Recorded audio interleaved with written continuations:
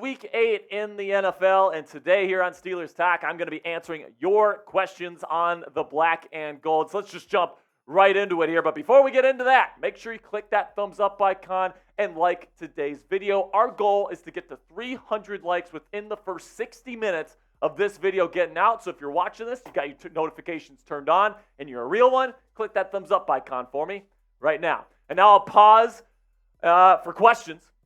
And Matt Hyde comes in here and says, here's a trade I would do. Okorafor and a 4th-round pick to Denver for Surtain. Well, here's the thing, Matt. I would probably do that too. But here's the thing. It's not going to happen. I mean, you look at Patrick Surtain and the kind of player that he is. He is a star player. He's 23 years old. He's on his rookie contract. The only way that this Denver's going to let him go and not make him a cornerstone of their upcoming rebuild is at least 2 first-round picks. And it might be more than that. It might be 2 firsts and like a third. It might be 2 firsts and a player. Like, he's going to be extremely, extremely expensive. Okorafor and a 4th just simply is not going to get the job done. A below-average starting offensive tackle and then a day 3 draft pick. I mean, I don't know if this is a troll. I don't know if like this is just like a joke. But that's just not going to happen, man. If you want Patrick Surtain, you're going to have to give up 2 first-rounders for him. I think that's just the long short of it. Then we got one from Parker Dogs and Rabbits here. He says, do you think we will make wild card and win or no? Here's the thing, man. I think that the Steelers are going to be right there in the thick of it, just like they were last year for a wild card spot. Right now, I wouldn't say that they're necessarily favorites to win the AFC North. The Ravens are playing still real well. The Bengals are going to get healthy here. They just had their bye last week. The Browns are winning football games. I think the Steelers are better than the Browns. I still think the Steelers will be playoff contenders for sure. But at the end of the day, it's hard to predict whether a team will win or lose come playoff time, especially in Week 8, right? So I don't really have an answer to that, yes or no. Could they win a playoff game? 100%. Mike Tomlin gets this team ready to go. And Kenny Pickett plays his ass off. The defense, gets a couple turnovers. Anything can happen in the playoffs. It's one and done. So I'm going to go ahead and say yes to this question.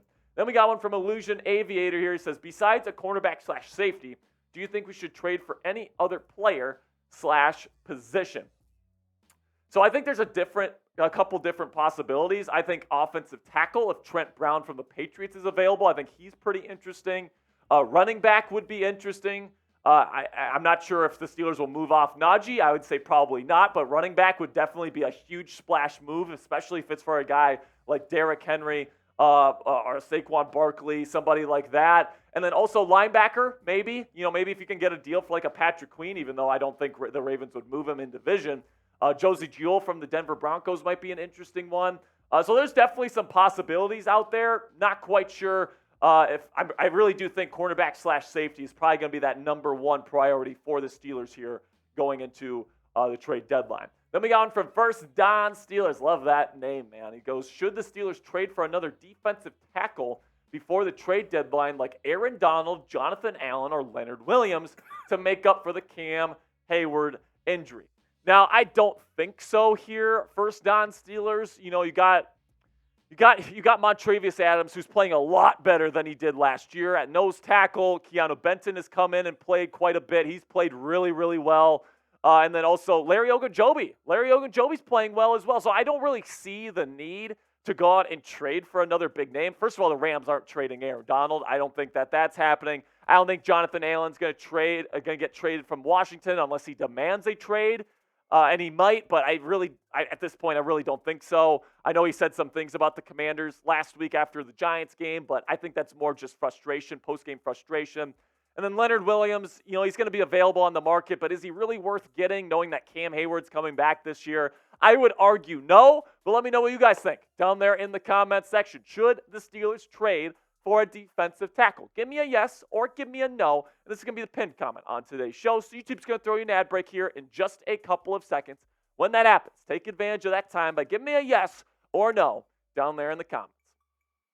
All right, now we got one from Young Noticeable here, and he goes, what do you think about Jeudy getting traded from the Broncos? So unless I'm missing something, I don't think he has been traded, but he's asking, what do you think about him potentially getting traded from the Denver Broncos? I think it's probably going to happen. He's a good route runner, not really great hands. He's had some drop issues. He's not really good. He's not really good in contested situations. So, there's definitely teams out there that are going to see him as a valuable trade piece. I'm not sure how much the Broncos are going to get for him. If I were an NFL GM, I'm probably not giving up more than like fourth-round pick at the absolute most for this guy, just because he doesn't bring the complete package when it comes to a wide receiver. So I think there's teams that are going to be interested. It's going to be interesting to see where he ends up. I do think he will end up getting traded, though. Then we got one from King Yinzer. We are not worthy. Anthony Fuller. He goes, who should be let go first this offseason? Levi Wallace or Matt Canada? Anthony should already know the answer to this question. It should be Matt Canada, because they should be letting go of Matt Canada right now. I mean, goodness gracious, they've already committed to him for the entire season. It's an absolute joke. The first move, right when you get off the field, week 17, if you're not in the playoffs, you go right up to Matt Canada right when he gets off the Acrisure turf, and you say, pack your things, you're walking home tonight. All right, you're out of here. You're already fired. All right, that's the first thing this Steelers team should do is say, Matt Canada, see ya, you're out of here. Then we got one from Steel City Yinzers here. He says, what % chance do you give Kenny Pickett to be the Steelers starting quarterback in 2024? So if you guys have watched the show before, you guys know that I don't think it's a done deal that Kenny Pickett will be the starting quarterback for this team next year. In terms of giving it a percentage, I'll say that I will give him a 70% chance of being the starting quarterback for the Pittsburgh Steelers the start of next season. The numbers have not been great to this point. The film, not been great either, right? The second half of the Rams game this past weekend was pretty darn solid. Three touchdowns that he led the offense to. So overall, I do like what I saw from this offense second half versus the Rams, but one half of football is not going to be enough for me to completely convince me. I want to see him get better progressively as the season goes on. And by the way, I think he's perfectly capable of doing that. Deontay Johnson's back from his injury. George Pickens is balling out. We're eventually going to get Muth back at the tight end position. I think overall Kenny's got what it takes, especially in the clutch factor, right? Playing in the fourth quarter, winning football games, making those big-time throws. Like, he's got the moxie to be a starting NFL quarterback, but the overall production does need to improve, in my opinion. And if it stays where it's at right now, I think he's 35th in accuracy, 36th in overall value. There's at least 4 other backup quarterbacks in the National Football League that are more valuable right now than Kenny Pickett. That's just a reality, a sabermetric reality at this point.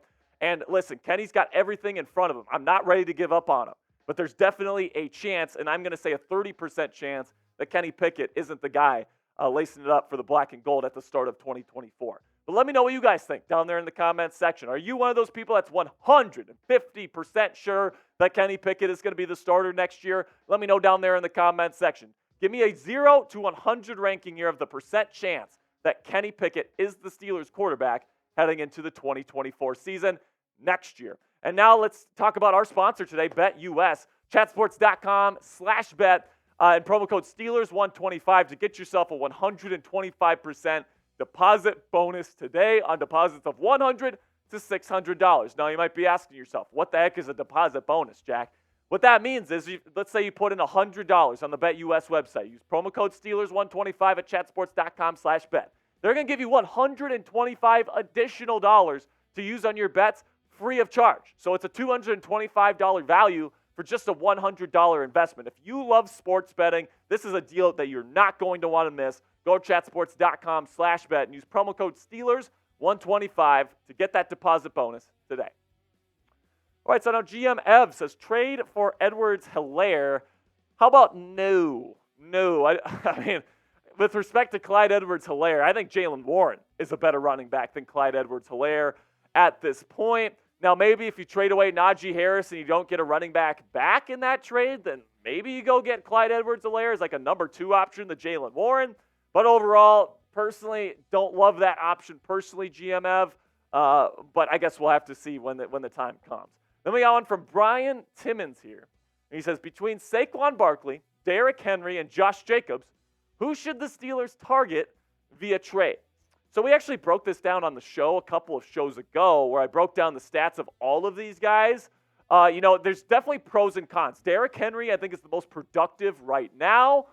Josh Jacobs has the combination of both youth. He's 25, mixed with the fact that he was just the rushing leader last year. And then Saquon Barkley, I mean, he's been explosive as well, and he's still only 26 there with the New York Giants. Now, I don't think the Giants are necessarily shopping Saquon. I guess we'll have to wait and see on that. The rumors are getting a bit spicy with Saquon.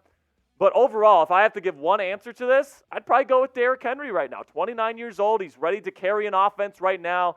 If you're the Steelers and you're looking for a running back to replace Najee Harris, I mean, Derrick Henry's the type of guy that can go in and completely carry an NFL offense right away.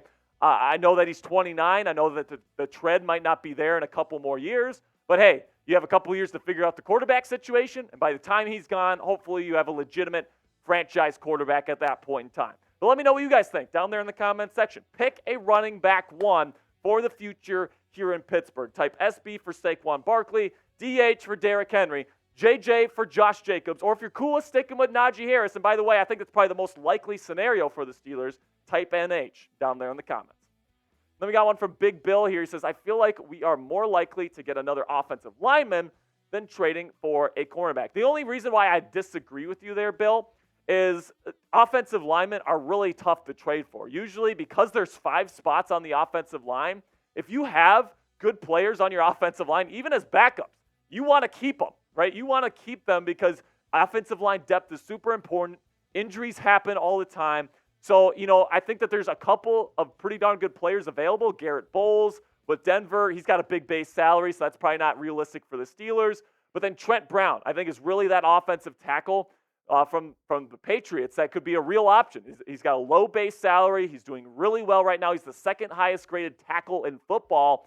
If the Steelers want to send like a 4th-round pick, maybe another player, maybe trade Chucks along with him, I think that's something that could absolutely work for the Pittsburgh Steelers.